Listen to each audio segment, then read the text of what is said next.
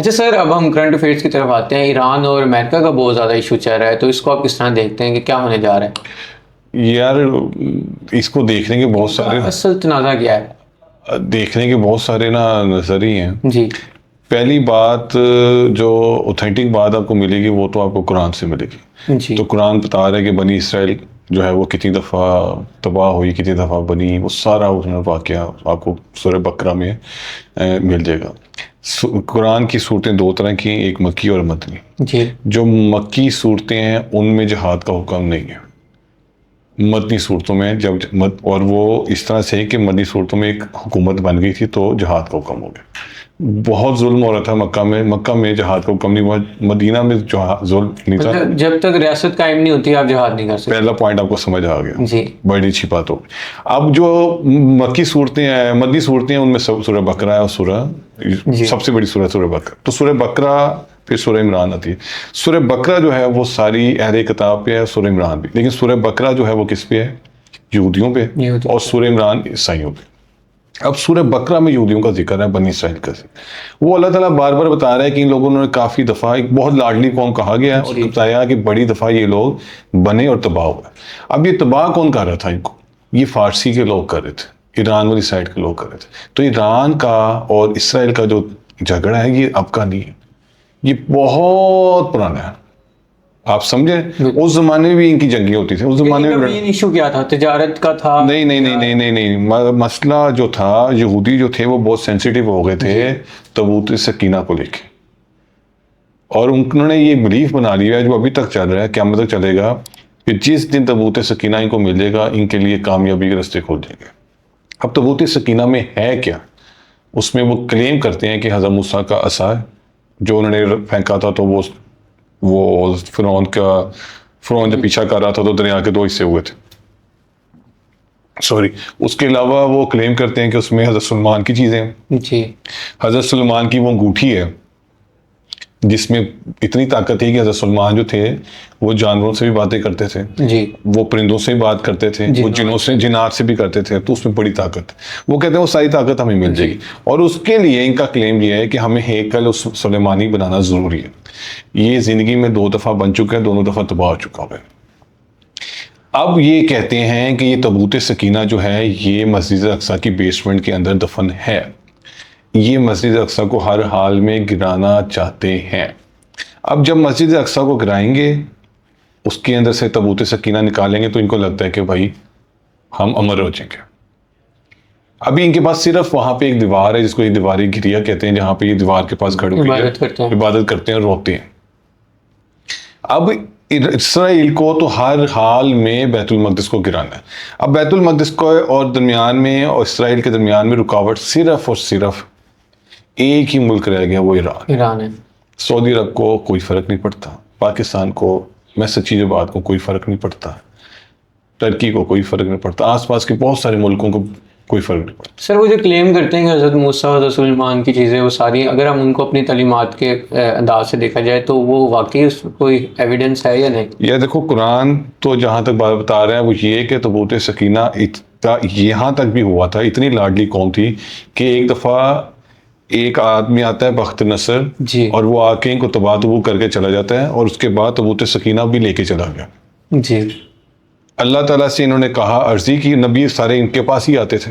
जी। सारे नबी बनी इसराइल पे आते थे। उन्होंने दुआ की, और वो तबूत सकीना जो वो लूट के लेके चले गए थे ना, वो जिधर रखते थे वहां पे वबा फैल जाती थी। वो इतना परेशान हो गए कि यार हम ये क्या लेकर आ गए इन यहूदियों से, मतलब। तो उन्होंने वो एक गधे पे डाल के रख दिया कि भाई तू ले जा जहां लेके जा, और वो घूमता घामता जो है वो इनके पास आ गया। इतनी उनकी दुआएं की थी, अल्लाह ताला ने कबूल कर ली थी। तो उसमें कुछ तो होगा, कुछ मामला तो होगा। और कहा जाता है कि हेकल सुलेमानी को है वो तीसरी दफा बनाने की वो कोशिश करेंगे। अब सीन ये है कि इसराइल की और उसके इस ख्वाब के मामले में रुकावट सिर्फ और सिर्फ, जो अगर पावरफुल रुकावट है, वो ईरान है। ईरान के अलावा नेतन्याहू का क्लेम है कि अगर कोई हमें रोक सकेगा वो पाकिस्तान है, जिसके बारे में उनके पास प्रेडिक्शंस भी हैं। ये यहूदी जो हैं ये सारी प्रेडिक्शंस और इन चीज़ों पे बहुत सख्त बिलीव करते हैं। आप हिसाब लगाएं कि इनकी किताबों में लिखा हुआ था कि मदीना में नबी आएगा, तो वो मदीना में आए दिन देखते रहते थे कोई बच्चा तो नहीं पैदा हुआ मोहम्मद के नाम से। कोई नया बच्चा तो नहीं आया, कोई ऐसा तो नहीं आया, कोई मौजज़ा तो नहीं हो रहा। तो मदीना में हर वक्त उन्होंने अपने जसूस छोड़े होते थे। और जब उनको पता चल गया कि वो बंदा आ गया है, मदीना में रसूल सल्लल्लाहु अलैहि वसल्लम आ गए, तो उनको पता था। उनके कई आले मुसलमान भी हुए जो साहबी बन गए, लेकिन कई जो है वो ढीठ बन के, जिनका कुरान में जिक्र है कि भाई तुम्हें पता भी है, कुरान कह रहा है कि तुम लोगों को किताब ऐसे पता है जैसे इंसान अपने बेटे को जानते हैं, यानी तुम इस हद तक जानते हो इस इंजील को, ज़बूर को, जो तुम्हारे पास है, लेकिन तुम क्या कर रहे हो, जिद पर पड़ गए हो कि तुम्हें इस बात का गुस्सा है कि ये हमारे पे क्यों नहीं आया। तो उनके पास जो सारी प्रेडिक्शंस हैं, उन प्रेडिक्शंस के साथ वो चलने लगे में। उसके तहत जो हम, जिनको हम हदीस कहते हैं, जो उनको क़यामत की निशानियां कहते हैं, कुरान से हमें चीज़ें नहीं मिल रही थी कई सारे, आपको इस पे भी बात कर लेंगे। तो वो उन तक ये चीज़ें मौजूद हैं कि भाई कि पाकिस्तान से भी वो रसूल अल्लाह की हदीस है, अरब के मशरिक से फौजें आएंगी जी। हम अरब के मशरिक में पाकिस्तान और ईरान है। सर पाकिस्तान से किस तरह आएंगी? अगर हम पाकिस्तान हालात का देखा जाए तो पर्सपेक्टिव यही है कि 80% 90% हम जंगें भी उनके कहनों पे लड़ते भाई हैं। अभी जो नेक्स्ट होना है, अगर तो ग्रेटर इसराइल बनना है, जो डॉक्टर स्टार ने कहा, जो अहादीस में मिलता है। जी। गांधी साहब तो बहुत सारी चीज़ों को नहीं मानते, वो जो नहीं मानते अगर आप कहोगे मैं वो भी आपको एक्सप्लेन कर दूंगा।